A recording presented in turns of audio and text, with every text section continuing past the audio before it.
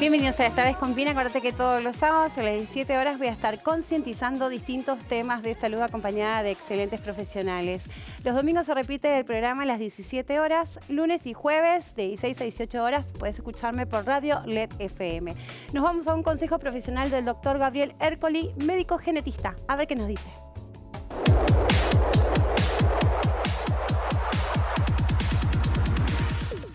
Buenas tardes a todos. Mi nombre es Gabriel Ercoli, yo soy médico genetista y director médico de GEMPRE y en mi labor diaria oriento a las personas para que comprendan de qué manera pueden reducir el riesgo de tener descendencia afectada. Y es por esto que en el día de hoy vengo a concientizar sobre un tema poco conocido pero muy importante, que es la aportación de enfermedades genéticas recesivas en la pareja. Es conocido que la mayoría de nosotros portamos enfermedades genéticas recesivas y no tenemos ninguna manifestación, pero esto sí implica un riesgo reproductivo. Y esto es así porque si entre ambos miembros de la pareja existe un mismo gen autosómico recesivo alterado, cada una de estas copias pueden transmitirse a un mismo embrión y que el bebé nazca con alguna condición genética recesiva. Ejemplos de los más frecuentes pueden ser la fibrosis quística, la atrofia muscular espinal, ciertos tipos de ceguera o de sordera, algunos síndromes con discapacidad intelectual y con autismo, entre muchas otras. En el día de hoy se han desarrollado, por suerte, estudios genéticos que nos permiten evaluar condiciones genéticas recesivas a nivel masculino y a nivel femenino para luego comparar esa aportación y determinar si existe un riesgo reproductivo en esta pareja. De este modo, la pareja va a poder tomar decisiones a nivel reproductivo. Espero que este consejo haya resultado de utilidad y quedo a disposición ante cualquier duda o inquietud que puedan llegar a tener. Muchísimas gracias.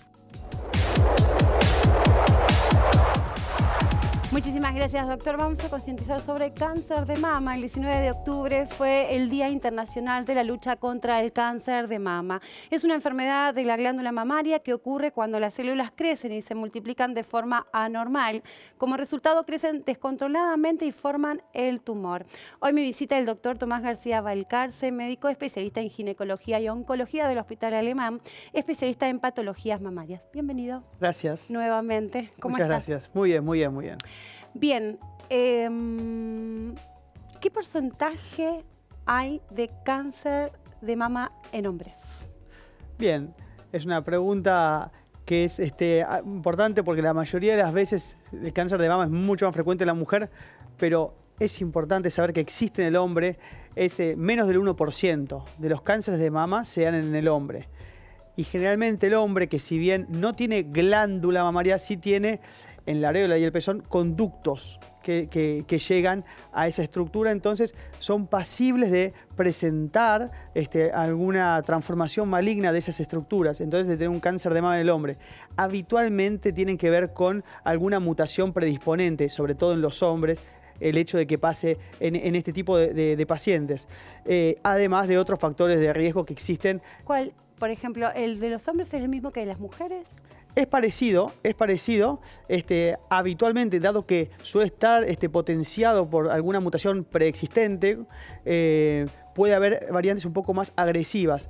Pero los factores que tienen que ver con eso es todo aquel desarrollo excesivo de la glándula. Y esto se ve en condiciones médicas, a veces como el alcoholismo, o por ejemplo en los que entrenan puntualmente y reciben anabólicos, que son hormonas que por ahí aumentan el tamaño muscular para competencia o para personas porque tienen algún deseo de tener físicos más grandes. Entonces ahí puede haber una predisposición, un estímulo de esa zona que en el hombre con los andrógenos es poco estimulada, vuelve a ser muy estimulado. Pueden tener ginecomastia, que es cuando la glándula mamaria masculina adopta una forma más importante, y ahí aumento en la reproducción celular, que en términos normales debería estar tranquila o basal, eso genera más chances de tener cáncer de mama, por ejemplo. Estuve leyendo en una nota en Estados Unidos que 1 de cada 100, y acá estamos hablando de... 1 de cada 100 cánceres de mama puede ocurrir en el hombre. En el hombre, 1%. 1%. Sí, es poco frecuente. Es Generalmente poco es un frecuente. signo cuando uno habla con una paciente y encuentra un familiar varón con cáncer de mama en la familia. Eso un poco se había hablado en algunos programas antes. Cuando uno encuentra un varón con cáncer de mama, se debe motivar la consulta genética en aras de buscar algunos genes que pueden estar dañados en la línea sucesoria de ese varón. Para encontrar si hay una predisposición en las hijas o en los hijos también. Bien, tipo de cáncer que se encuentra en el varón, que es poco frecuente, pero ¿cuál es el cáncer que se encuentra en el hombre? Bien, la mama tiene entonces un lobulillo, que es una estructura que genera la leche, o está hecha para generar leche. El hombre no la tiene, está atrofiada esa porción, y tiene un conducto que va hacia el pezón. Bien, esa es la mama globalmente. El tipo de cáncer que tiene el varón es ductal, es del ducto, del conducto. Es el cáncer más frecuente de la mama. También en la mujer, el hombre tiene habitualmente exclusivamente ese tipo de cáncer, que es muy frecuente, pero no tiene los tipos de cánceres tan variables que puede tener una mujer, porque la glándula de la mujer es más completa y experimenta otras transformaciones fisiológicas, como la lactancia, la madurez en la adolescencia, o en la posmenopausia, en los cambios típicos. No se habla de este porcentaje en los hombres, y justo en esas notas que leí estaban tratando de concientizar que también se hable de ese, aunque sea ese mínimo porcentaje, pero que se hable también cáncer de mama en hombres. Bueno, bien, vayamos a la mujer. ¿Por qué hay personas que están por qué hay mujeres que están más predispuestas a tener cáncer de mama? El cáncer de mama es un evento lamentablemente muy común en la población general. 1 de cada 8 mujeres puede llegar a tener un cáncer de mama a lo largo de su vida. Ese es el 33% de los cánceres de la mujer. Es el cáncer más frecuente en el mundo. Y el principal factor de riesgo es tan simple como ser mujer y envejecer. O sea, que pasen los años. Porque es un tejido, el mamario, expuesto a todos los cambios hormonales naturales en la mujer. Y sobre todo, como hemos hablado por ahí en otros programas, a la dieta, al ambiente. Es por esto que el cáncer de mama lo vamos a ver más frecuentemente en países occidentales, con el tipo de dieta que nosotros tenemos, los países de América del Norte o países como Suecia, Noruega, Europa. Son cánceres muy frecuentes porque la alimentación rica en grasas, en hidratos de carbono. Malísimo. No tenemos exactamente... Es factor de riesgo. Es un factor de riesgo muy marcado. ¿Sí? Esto es un ejemplo por ahí en las pacientes asiáticas que viven en Japón, Asia, China. Es muy poco frecuente el cáncer de mama. Sin embargo, cuando vienen por generaciones a nuestro país, a Occidente, y ya son segunda o tercera generación, como se alimentan y tienen nuestro estilo de vida habitual, con este tipo de dietas y demás, experimentan el mismo grado de cáncer de mama que nosotros. Es decir, que el ambiente modifica lo genético. Eso se llama epigenética. Bien, hablemos de los factores de riesgo, todos los que puede haber. Por ejemplo, yo te voy diciendo y vos me decís. Dale. Obesidad. Sí. Tabaquismo. Sí. Alcoholismo. Siempre. Todo ese tipo de... Yo te voy diciendo, sí, vos me vas diciendo, pero sí, no te quiero interrumpir. ¿Qué sucede? No, la obesidad por tal en sí lo que genera es aumento de riesgo para muchísimas patologías que ya conocemos, pero el cáncer de mama o los cánceres en general generan un estado proinflamatorio. Hay muchas, y la obesidad, puntualmente la obesidad fundamental, es un factor de riesgo porque genera aumento de estrógenos circulantes. Bien. El estrógeno se forma en el ovario, sí, la hormona femenina, ¿no? Sí. Y se forma también en la grasa. Entonces es muy habitual, es más frecuente en mujeres con obesidad tener más riesgo de cáncer de mama. Factor de riesgo, estrés crónico. El estrés crónico, por supuesto, uno tiene que decir que sí, porque la verdad, lo que no puede... ¿Debilita el sistema inmunológico? Por supuesto, tiene muchas variables, debilita el sistema inmunológico, modula el sistema inmunológico, está demostrado. No podemos cuantificar el estrés, ¿no? No podemos decir, 3 días a la semana te podés estresar, menos de 2, no lo podemos cuantificar, pero sí sabemos que es un factor. No es como el tabaquismo que podemos medirlo, pero es un factor bien marcado. ¿Y si una persona dejó de fumar?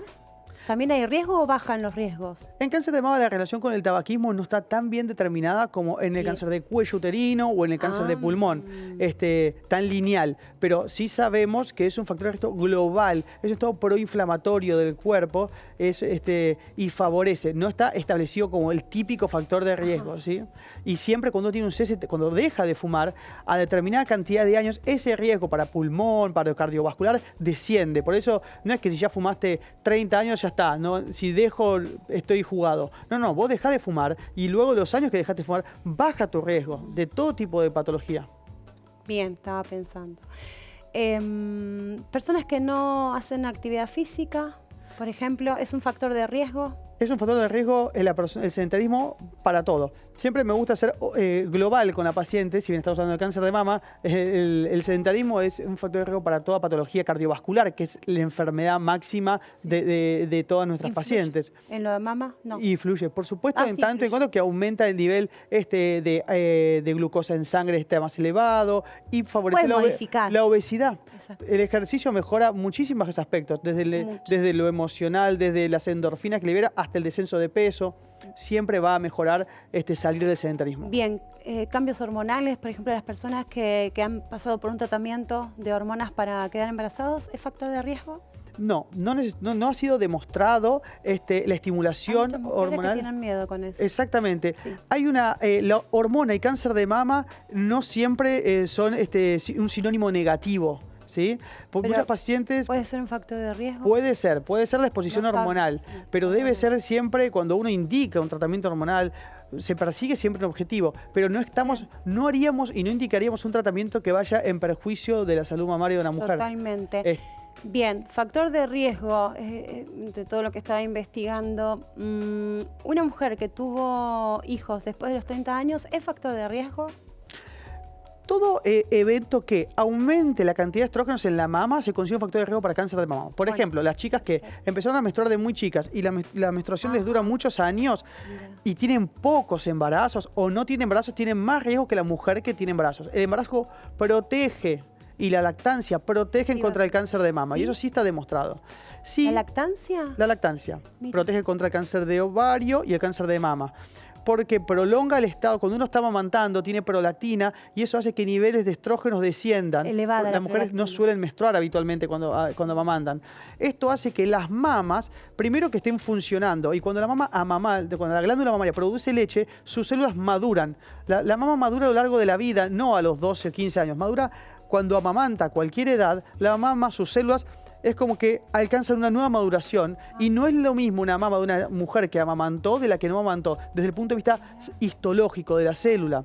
Esto es, hay una serie de receptores que la célula empieza a expresar y que antes no expresaba luego de la lactancia, que son beneficiosos y protectores para el cáncer de mama. Por eso la mujer que tuvo embarazos y amamantó tiene menor exposición a estrógenos en la glándula, que es la base del cáncer de mama, porque el cáncer de mama tiene una base hormonal fundamental.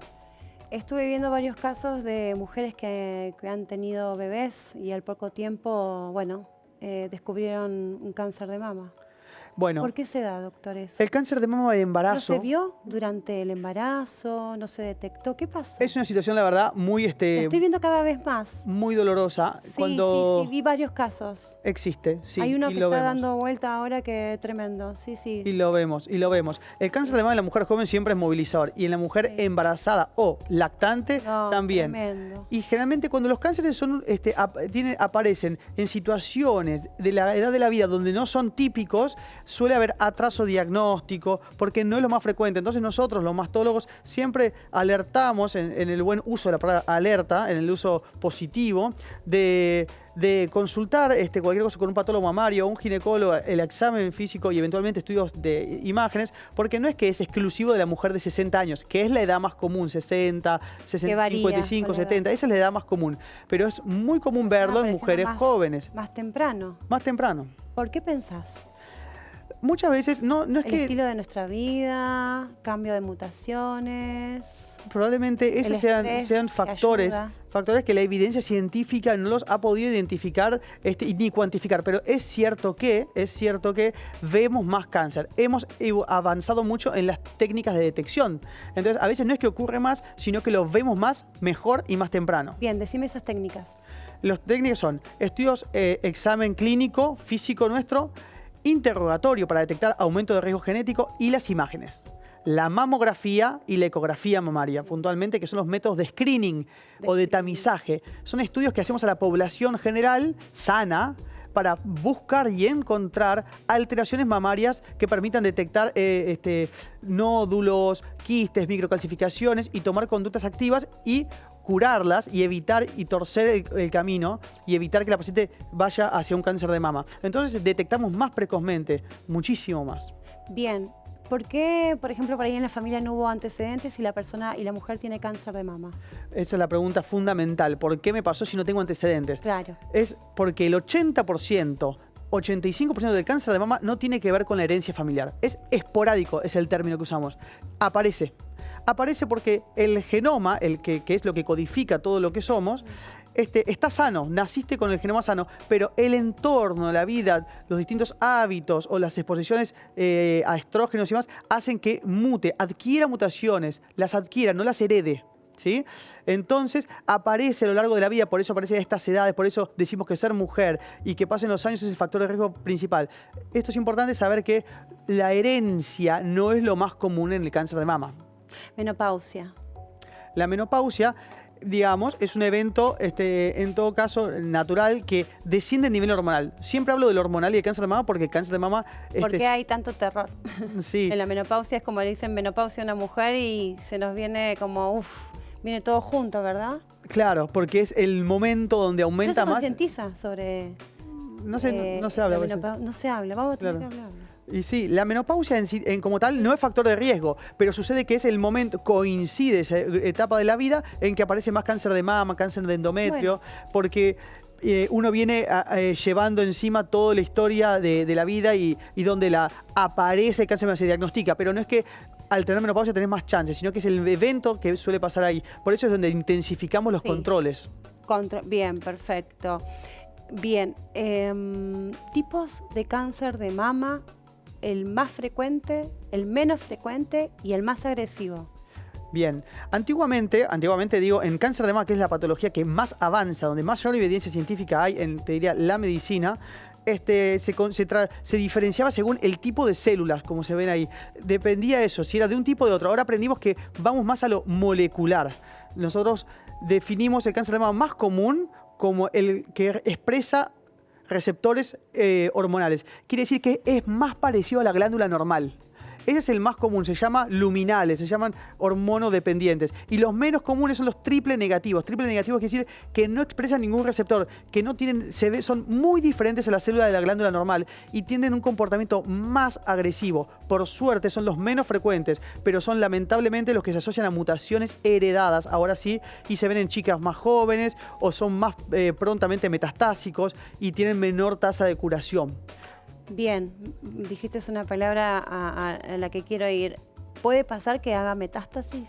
Por supuesto, el cáncer de mama puede hacer metástasis. ¿Qué es la metástasis? La metástasis. ¿A qué órgano va? Ay, te dice todas las... No, todo está perfecto. La metástasis es cuando la célula de un tumor migra hacia otro tejido. Sí. Y eso es algo muy natural en cualquier tumor. Lo que pasa es que los tumores poco agresivos, que liberan células al torrente sanguíneo todo el tiempo, el sistema inmune prontamente las combate. Los tumores agresivos liberan células y tienen la capacidad mayor de asentarse en algún tejido distinto. El primer sitio donde un cáncer de mama es a la axila, a los ganglios linfáticos axilares. Por eso en el examen mamario siempre vamos a revisar la mama y la axila. Bien, el autocontrol que es fundamental. Sí, ¿cómo se debe uno palpear? ¿Cómo Exacto. es? El examen mamario, el autoexamen mamario que tanto nosotros predicamos y es importante, también lo tomamos como para concientizar a la mujer, para conocerse la mama. Es un examen que puede ser de hecho de muchas maneras, no hay una sola forma. Es ideal hacerlo en la ducha, porque la mama está con el calor un poco más blanda, la paciente está desnuda, sobre todo es bueno hacerlo frente a un espejo, porque no solo es palpar, sino ver que la mama esté con el pezón retraído o no. Y se hace una examinación sistemática, como uno quiera, de arriba para abajo, en círculos, palpando con los pulpejos, a veces con el jabón en la ducha es mejor porque patina mejor el dedo, y se palpe en la axila. Esto lo que busca es nódulos, cambios en la coloración de la piel, retracciones, incluso hacer una pequeña compresión del pezón a ver si hay alguna secreción sanguinolenta. Esto es, pero lo que más te motiva el autoexamen es a la conciencia propia de la mujer de su mama. Totalmente, de conocerse y cualquier bulto consultar, no vamos a poner nerviosos a nadie, ¿no? Porque detección temprana salva vidas. Bien, encontramos el cáncer de mama en etapa inicial. ¿Qué ¿Qué se hace? O sea, ¿cuál va a ser el tratamiento? Si vamos a hacer cirugía, si conviene hacer cirugía. Eso también creo que depende del profesional. Si se va a hacer cirugía acompañada de medicamentos, ¿no? Totalmente. El cáncer de mama, siempre les digo a mis pacientes, está lleno de buenas noticias. Sí, Es qué bueno. altamente curable. Altamente curable. ¿Cuánto es el porcentaje Se puede curar hasta el 80% del cáncer de Es un mama. montón. En estadios iniciales, hasta el 90%. Es muchísimo. Entonces, es fantástico en ese aspecto. Por suerte. Y el tratamiento depende del tipo molecular, pero a grandes rasgos es una cirugía donde se conserva la mama.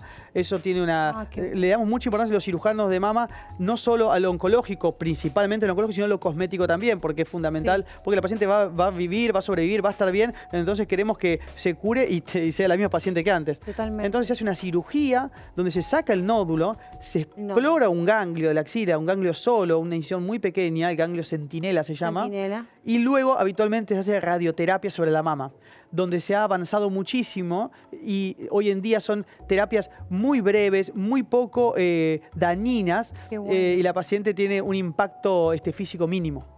Bien. ¿El más agresivo? El más agresivo es un tumor de mama que se llama... ¿Cuánto mide ese tumor aproximadamente? Bueno, justamente lo que aprendimos en mama es que el tamaño no importa. Hay tumores muy Qué bueno. pequeños, muy agresivos y tumores de 5 centímetros muy palpables Bastante. con muy poca agresividad. Porque en mama lo que aprendimos con el conocimiento genético Qué bueno. es a jerarquizar la agresividad intrínseca de las células por encima del tamaño que tienen. Es como siempre les digo, el ejemplo es muy burdo, pero es como un delincuente que es grandote y es un simple ladrón Sí, y que mete miedo, es y el otro es verdad. un psicópata que mide 1,20 Uf. m y ese verdaderamente es agresivo. El tamaño no es tan Total. importante como las características moleculares. No. Perdón por el ejemplo, pero no, ese es gráfico. otro tema que para si quieren lo hablamos, lo hablamos con la doctora después en otro momento. Pero no, excelente ese ejemplo. ¿Qué tratamiento se hace con un cáncer agresivo? No estamos llevando miedo, sino conciencia, ¿no? De que por suerte hoy con los tratamientos salimos adelante, ¿no? El cáncer de mama tiene... Pero cada paciente, puedes encontrar 23 pacientes, 50 pacientes, ninguna tiene el mismo tratamiento. Es extremadamente a medida, pero extremadamente. Siempre el consejo, no se comparen con las vecinas, los familiares, Ay, los por tíos. favor, sí. Todos van a recibir tratamientos distintos Sí. porque avanzamos y lo hacemos totalmente a medida. Damos, a veces damos quimioterapia, a veces no, a veces damos distintas drogas, a veces no damos ninguna droga. Qué bueno. A veces se opera primero, se opera después. Es muy, muy amplio. El tratamiento generalmente está acompañado siempre de algo local sobre la mama y de algo a veces protector, como suelen ser drogas, para evitar que los estrógenos sigan atacando está mal dicho, sigan trabajando en la mama, en una mama que el estrógeno la puede generar un nuevo cáncer. Entonces solemos dar, por ejemplo, el tratamiento más estándar, una droga que se llama tamoxifeno, que lo que hace es bloquear La el escuché. efecto de los estrógenos en la mama. Tengo conocidas que lo están tomando. Muy sí, común. sí. Bien, qué buenas noticias que me estás dando.